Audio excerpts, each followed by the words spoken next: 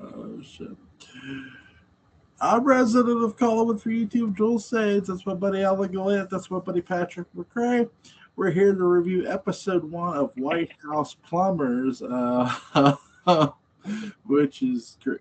A series, yes, about a heist that what can go wrong will go Will wrong. go wrong. And Oh this yeah.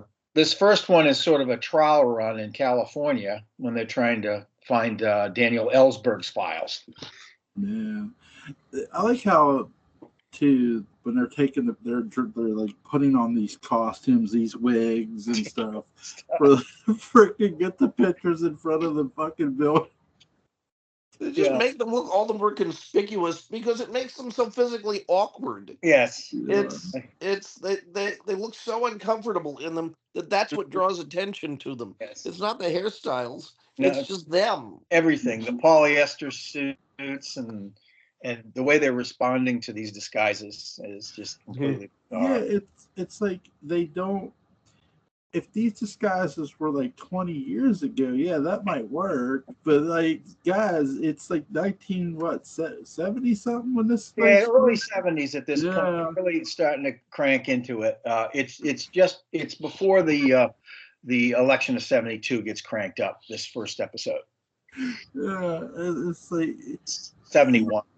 the people go by. I think the one person goes by and just like gives them a glance. Like, Mm-hmm. it's like, what are you doing? Yeah. I love the response of Hunt's wife. She realizes that they're both like lunatics. She's a resident of the real world. Yes. Yeah. You know? Yes. And she's very much about her kids. She's very much about her family. At least. Oh yeah, Hunt's absolutely. wife. Yeah. Absolutely. I do love the chemistry between Hunt and his wife. They Yeah, get really good. everything else is kind of surreal. Yeah. And you can tell he's maybe I'm reading him wrong. Like Hunt's very distant with his family at times. Like it's like an arm's length thing. It seemed like. Well, it's this whole idea that he's trying to get back into the game after kind of falling out of it, and so he's reticent to say, and of course he's really like Liddy. He gets a hard on for secret stuff. You know, that's one of the things that they share. So he doesn't want to say too much about that, but she like responds like, "No, this again." I mean, really. I mean, it's like she's used to it. So. It's sort of. I don't know if you've ever seen the advertisement or what was it, the plug where Roger Clemens was coming out of retirement for the Yankees or something. Oh yeah. And it was like this dropped cell phone call. He goes, "Hey, I'm coming out of retirement." His wife is screaming no. He's like, "Yeah, she's on board." That's sort of what that felt like with this episode, with that conversation. Like, and Liddy's wife is like she's not quite a Stepford wife, but she's getting into that area.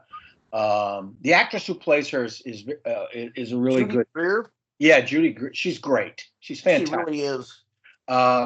And she sort of balances it so that it doesn't go too far into psychedelia, or psychosis in the case of take a pick. But it's there. It's this odd stuff, and she just kind of goes along. Again, she goes along with it. These are Beltway secret super spies, at least according to them, and what they're trying to pull off. Mm-hmm. So it's like, and his kids are like mannequins. Yeah. Oh yeah. Oh, bizarre. I just kept wondering what the rehearsal process was like. Yeah, for the whole staircase greeting. Think of psychological abuse since you are old enough to know. Here's a question for you guys with the history stuff a bit.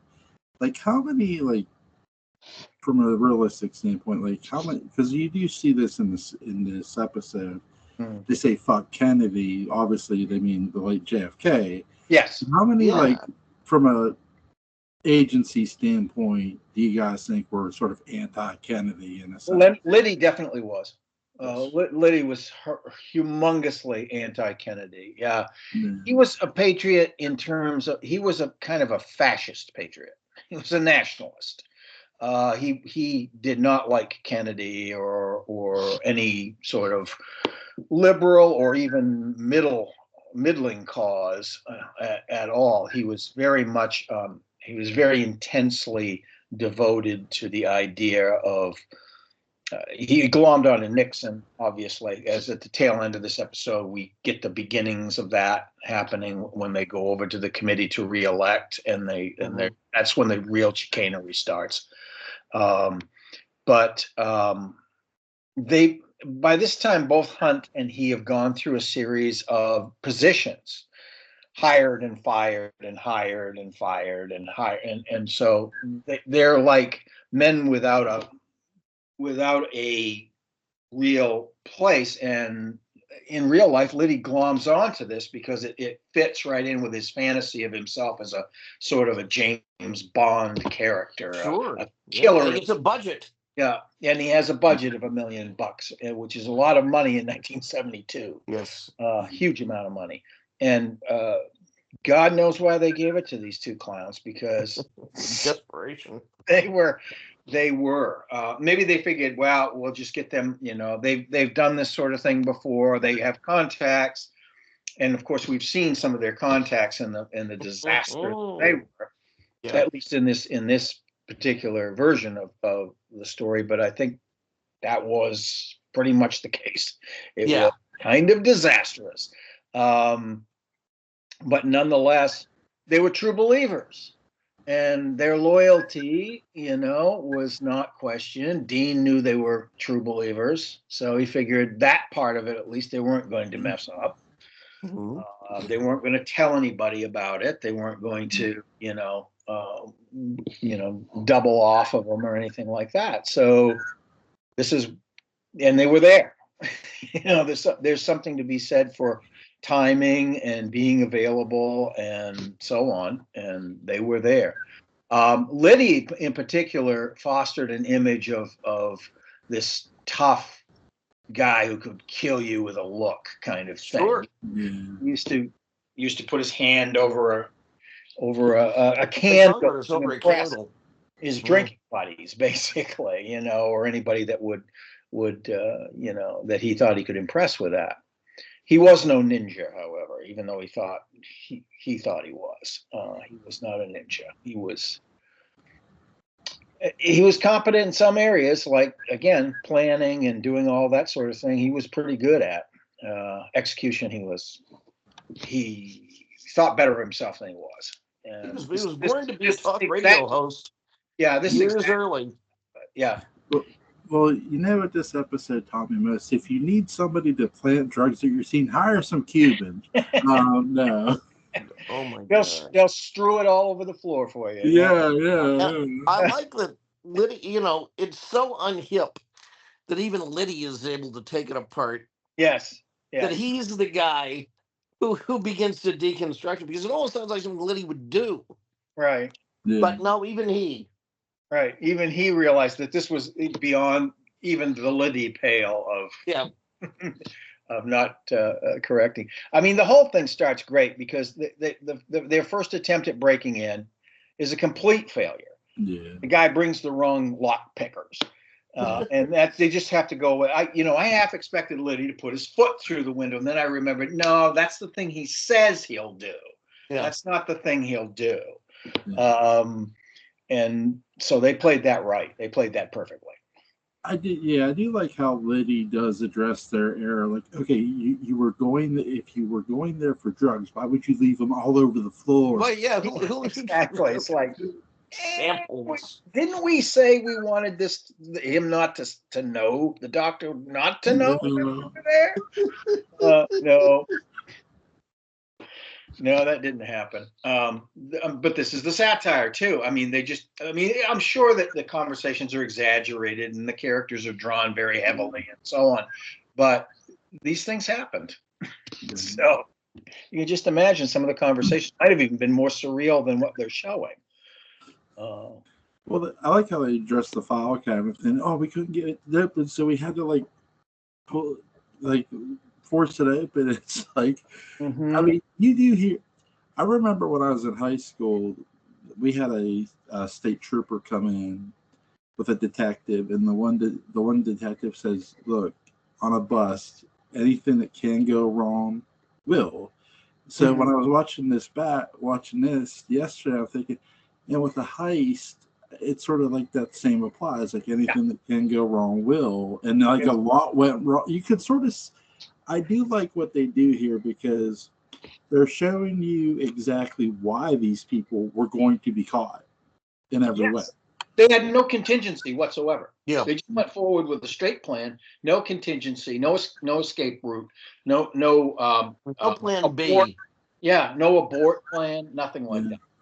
It is the best tribute to the Dunning-Kruger effect I've ever seen, where someone knows just enough to be operational in something, but they don't know enough to realize that they're completely inadequate to use these skills. Right. Yeah.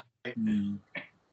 Yes. And you really see that. Another part you see it too is by the end of this, where the CIA has the photos that they took, and it's like, oh yeah, it's just so bad. it's like, and I mean they even photographed like the parking space of the doctors, so they knew where they were going. It's like, yeah, who are these guys? It's a nice glimpse in time. Also, I loved the interior of the 747. Upper deck. It tells people exactly how cheesy flying is now. Yes. First class, and even first class is cheesy compared to what it used to be. 727s and 747s were luxury. They had bar decks on them and everything else. I mean, they were roomy and comfortable. It was an occasion. Yeah.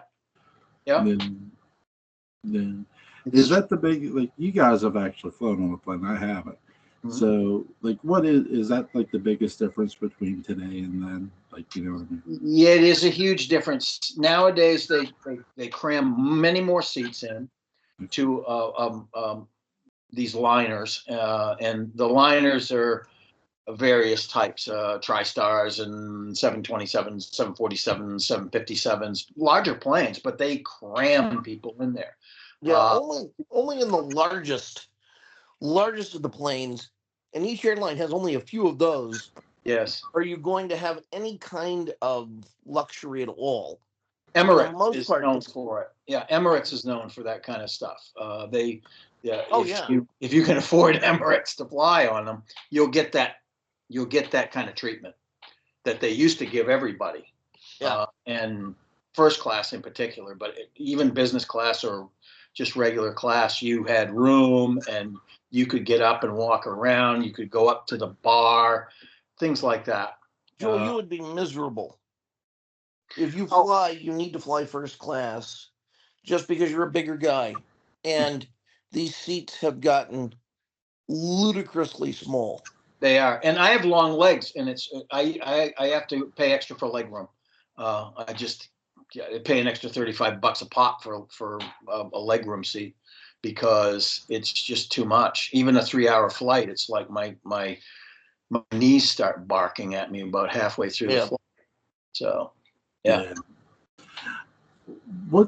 Because obviously this is set in the 70s, what's the one thing from the past like you're most excited to see in this series? Weirdly, it's the Eisenhower office building, which is right next to the West Wing of the White House. I've been there and I saw what they did, and it's absolutely, they probably shot it there. Yeah. It's absolutely perfect. The checkerboard floor, which is made out of marble, it was built in the 1880s, I think. It's quite a place. I got a tour of it with Lisa and the kids back when Obama was president, and a family friend was in one of those offices working for the White House. So we got to we didn't get to meet the Obamas. We got to meet their dogs. All right. That was kind of fun. And we also got like a special tour of the White House, that in the touring areas, and so that was all really cool. But seeing the inside of that again just reminded me of that, and that was perfect. So I'm thinking either they spent a lot of money on building that set, or they just shot it there, which would have been possible at certain times. They could have shot it at night or whatever. So, Patrick, what about you? One of the things I really like about this is, I mean, beyond just Woody Harrelson, like it gives such a balanced performance, sort of being the straight man in this, and being, who would have thought that Howard Hunt would be the audience surrogate? Yes, but he kind of, he kind of is. Yes.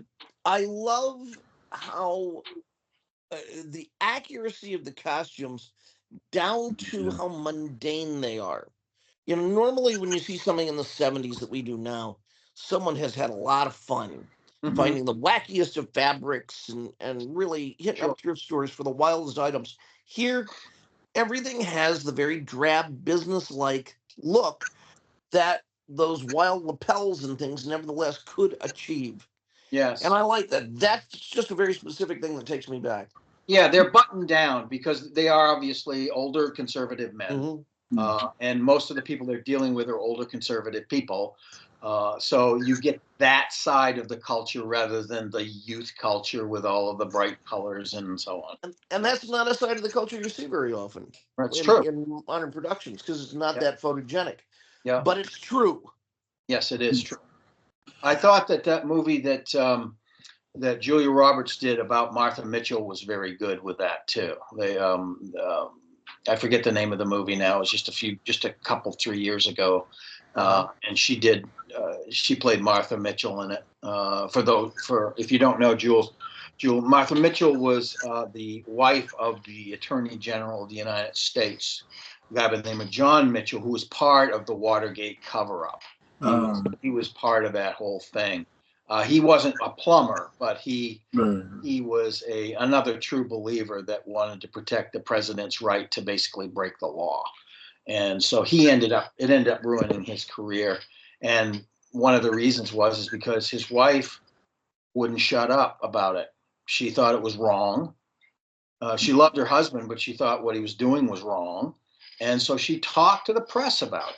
And they tried to make her out to be a drunk and insane and do all these things, which were, I mean, she did like to drink, but it was totally untrue that she was off her rocker. But they sort of succeeded in driving her off her rocker a bit. But she actually had a moral compass, and they tried to make a joke out of it to cover it up. Yeah. Some people will, that's the thing, like, if you can just make somebody appear crazy or insane, they'll do it for the sake of discrediting somebody so nobody will believe. Yeah, if you can ruin somebody's reputation, you discredit what they say. I mean, or what they do. You assassinate character first. If that doesn't work, then you assassinate the person. You kill them. That's the sort of the mob mentality of politics, the Roman mentality of politics. That's in some cases has been passed down. So, and in the case of this, obviously the show, I mean, some very serious stuff is going down here, but there is that ludicrous element of it because of the players, and I think this series encapsulates that really well. These people have eccentric personalities, and they're egomaniacal in some ways. So there's grist for the humor mill there. I like how they got the look of the telephones right too for the time period. The look inside Hunt's house, inside the other guy's house, it looked good. Set decoration and set was absolutely perfect, and I think you'll find that will be a continuing thing throughout this series. They definitely paid a lot of attention to detail. You have to nowadays. The bar's been set, for like Mad Men, set the bar so high for 60s detail. And some of these other films and television series have done the same thing. So if you're going to do it right, you have to set your own bar pretty high. That's right. I'm going to get the name of this movie wrong, but there was a really good sort of period piece movie, I think in the late 90s. I think it was called Welcome to Pleasantville or something with Tobey Maguire in it or something, where it was in black and white and stuff. Really good job. Don Knotts makes an appearance in it. Very 50s. Yeah. Kind of look. It's always nice to see something fun like that. But yeah, that was a great movie. That movie got a lot of awards. Won a lot of awards, as I remember. And even when you see something in the 50s, like you guys talked about Mad Men in the 60s, they got the looks right with the suits and stuff. Everything.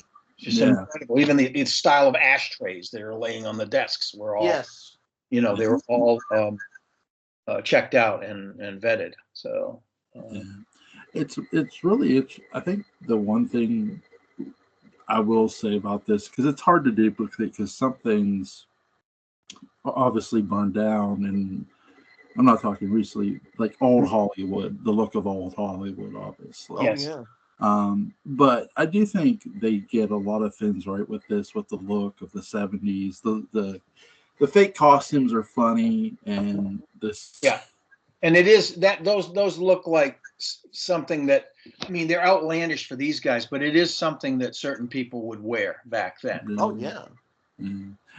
What's you guys' worst walkie-talkie experience? Joel, I love that you just asked that question. I don't have one, but I love that you just asked that question. Yeah.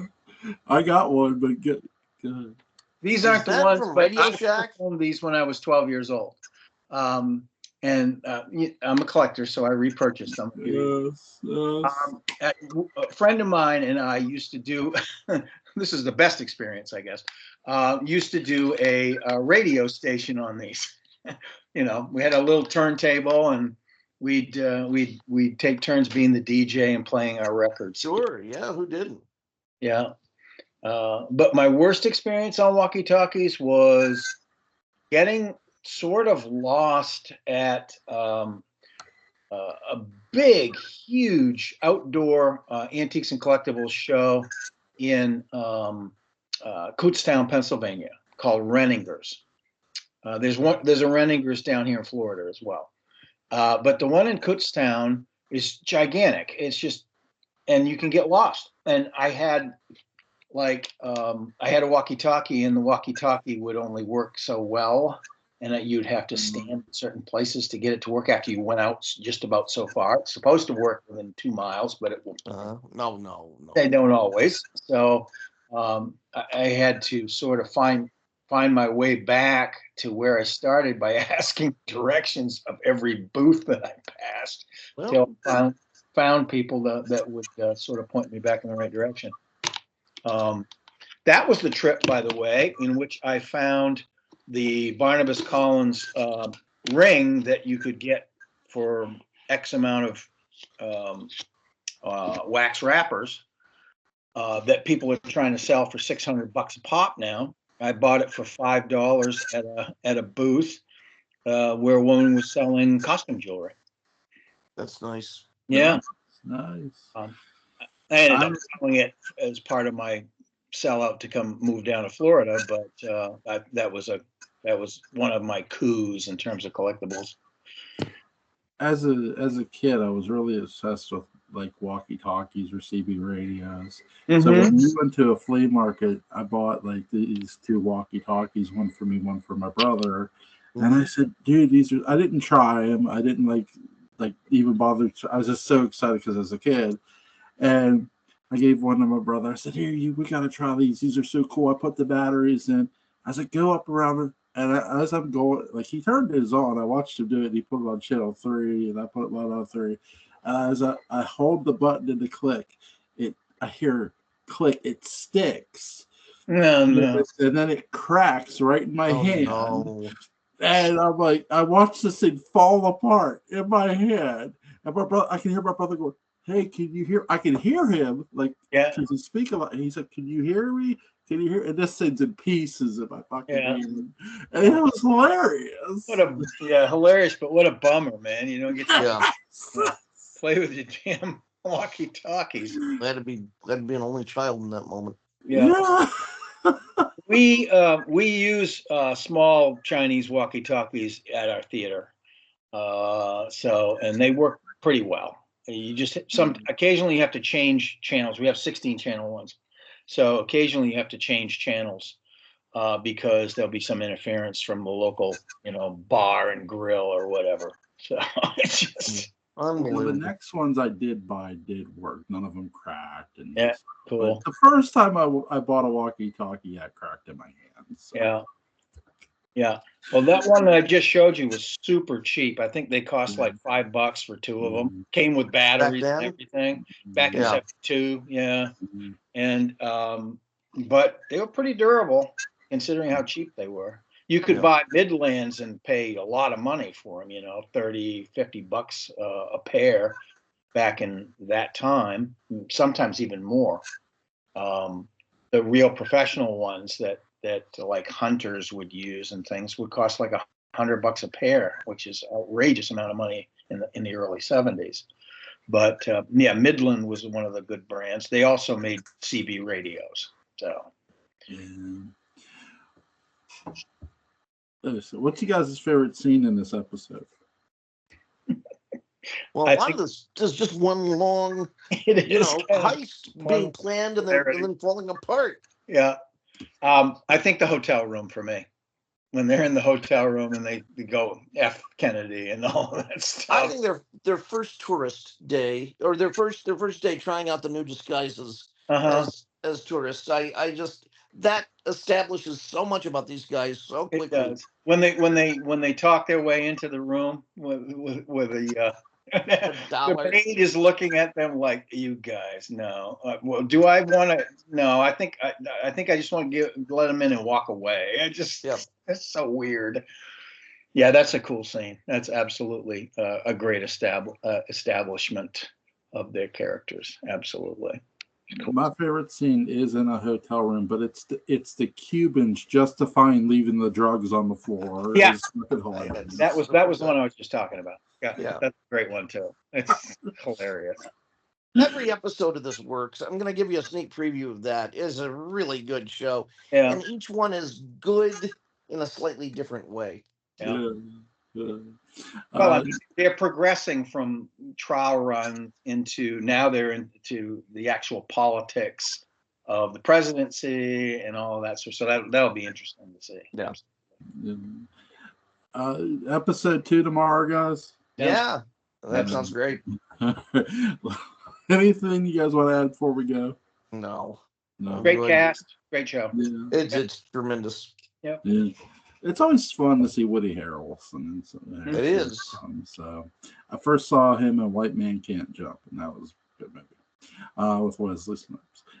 Link to Patrick McCray's Dark Shadows Daybook Unbound will be in the description box.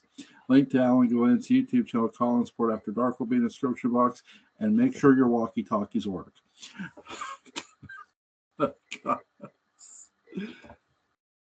Spit on that